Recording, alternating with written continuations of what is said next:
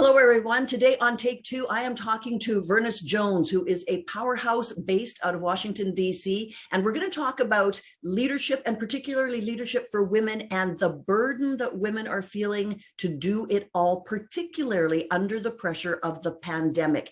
Vernice, what are you seeing firsthand in your own work? Good. Thanks, Joanna. I'm really excited and honored to be here with you. Gosh, a number of things. So now we're 2 years in, and it's so hard to even pinpoint how, in what way women are really holding this.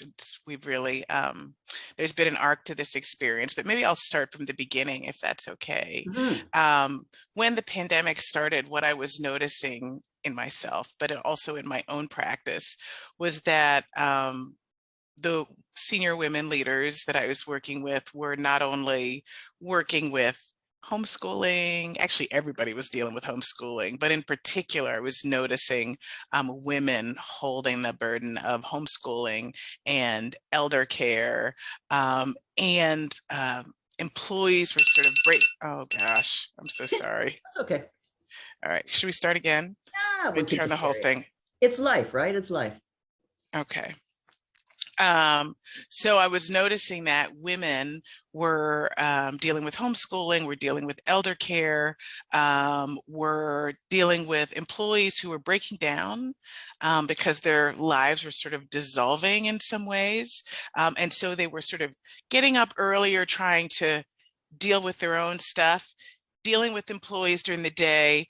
Even the day would end later. And then there was no rest, even meeting to meeting. So there was no rest, like walking from one meeting to the other. And it was just like people were starting to melt down. And so I thought that it was important to do something. I think everybody was there during that time. Like, I have to do something, but what the heck can I do? And so, like everyone else, I thought, well, what gifts do I bring to this particular moment? And so I thought, well, I'll put together these women leader circles. This was an idea that I had batted around in a couple of conversations with friends. And I said, I'm going to put these things together and let's just see who comes. Whoever comes, great. And even if two people come, that's fine. It's a conversation. And so I proceeded to send out an invitation on LinkedIn. And I mean, something like 40 people, 30, 40 people responded. And I put all these women's leader circles together. And a couple of my clients had said, we'd like a women's leader circle that is focused on Black leaders, so from the Black diaspora. So I did have one that had leaders across the Black diaspora, and held those. And there was a lot of really interesting conversations. But somewhere in the middle of that series, George Floyd was murdered in the US. And that next Sunday, so these were meeting every other Sunday, that next Sunday, I was meeting with the Black Women's Leader Circle. And I thought, gosh, so I think he was murdered on a Monday, and then we were meeting that Sunday. And that was the first next circle. And it was the most interesting experience. It was a lot of silence, a lot of tears, a lot of, I don't know what to say. And because part of what we had covered in the content of these circles is how we make meaning of a particular experience, what also began to happen is we all talked about how we individually were making meaning, and collectively how we were making meaning of the experience. And that was such a lovely conversation, because not only were we talking about our direct experience, but we were able to get on the balcony and look on the way that we were holding the moment. which was so, so special.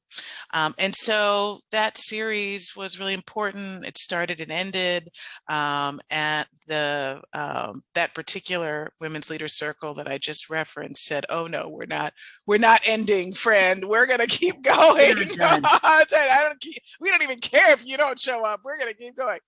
Awesome. So so it was so interesting. It's funny that we're talking now because just a couple of weekends ago, we met for the first time in person. So this will be, it was the end of our third series. So we Wow. just have this series of 6 or 7, and then we take a break. It was the end of our third series, and we now have started our fourth series. We met on my deck in my backyard. One of the leaders had been living in Africa for the past 20 years. Happened to be here visiting someone and was able to flew up for 24 hours. Someone else flew from the West Coast. Lots of people drove for hours to get here.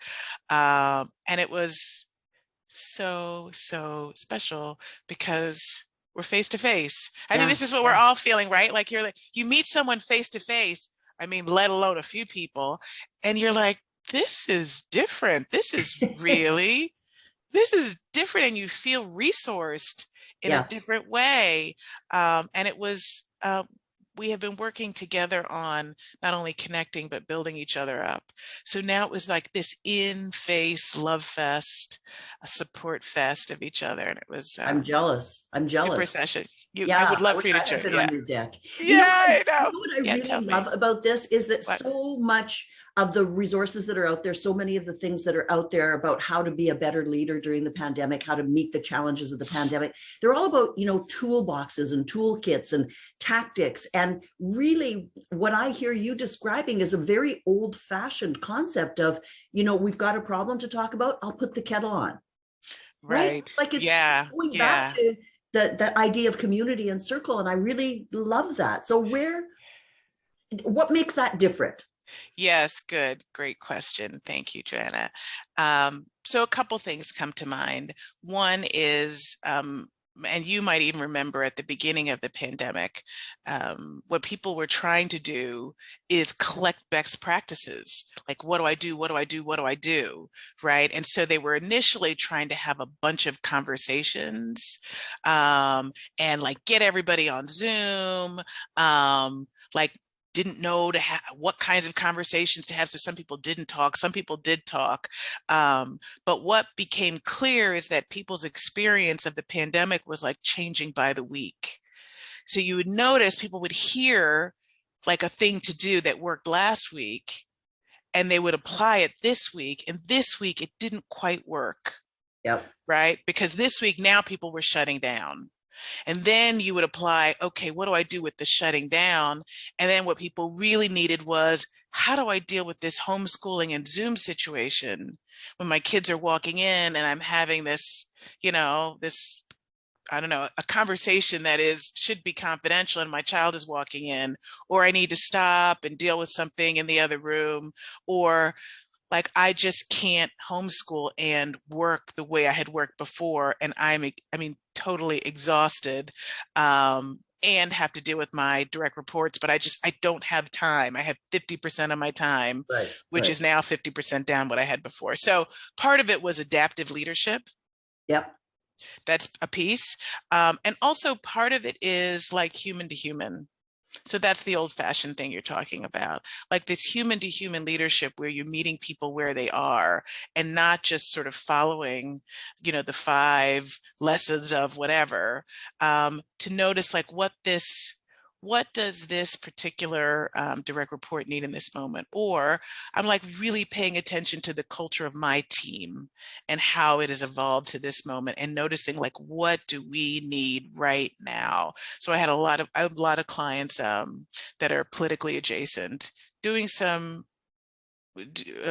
working in some high risk areas. Mhm. And so the work that they were doing now was super emotionally exhausting, and they didn't have the personal resource with the space to really work with it, and neither did their team. And so now there was like visceral trauma, all kinds of things. And so like this eating together, even if it's on Zoom, like, how are you doing? When you can reach out. Even like, I would talk to clients and we'd be like, okay, I need you to get out and walk to the mailbox and back. Right now, we're going from Zoom to phone. Like, put your sneakers on. These small things, which was just about having a direct experience, getting off of the technology, getting off the best practice kick to really engage with the complexity of the moment. Yeah, I really like that. And I think one of the biggest challenges of this whole pandemic time has been the sense of isolation. And Totally. I guess through your circles and through this building of community, you're reassuring people that, you know what, you're not alone. You're not alone. Right. We're in this That's right. together. I've heard that. We're not all in this together in an equal kind of way. Clearly, some people are No, struggling more, no. but it seems like such an obvious solution to isolation is to actually be together, right? Yeah, yeah, yeah. Yeah, that's one of the things that I think is sort of a signature to the work I do is really intentionally making connection in groups, in community, allowing people, inviting people in so they're a participant, but also like really keeping your finger on the pulse of the culture that is the culture in this moment. Are you doing more online or virtual circles, or have you moved everybody into a physical space? No, it's all almost, it's all virtual. So sometimes I'll do, this was very rare. So we had this sort of dinner together, but almost all of my work is still Zoom right now. And like everyone Right. else, every once in a while, I'll see someone, one or two people in person.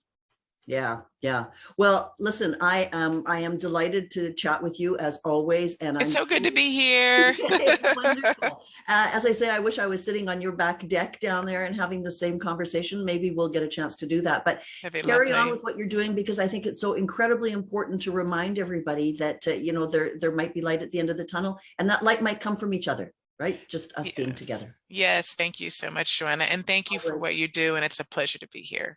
Thank you so much. We'll talk soon. Yep.